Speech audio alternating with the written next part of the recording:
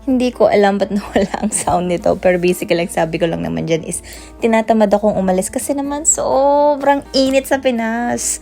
Kaya ayan, napilitan kasi kailangan kong pumunta ng Mandaue Foam para i-follow up yung installation ng cabinet ko. So, let's go. Nasa Landers na kami. Tapos na kami sa Marking Bliss na parang 10 minutes lang yata kami. So, nasa tinang umiyak na siya. Ano? Why?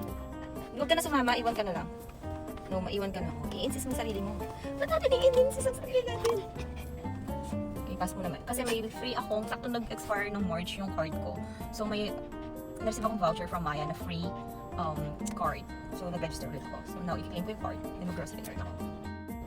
By the way, pwede pala yung pets. Basta may dala kang vet card, tsaka naka-stroller or naka-diaper. Nice letters. Ay, naku. Ito pala naka-stroller. Kala ko pwede kayo. Hindi na lang always ready. What? Ayun na naman.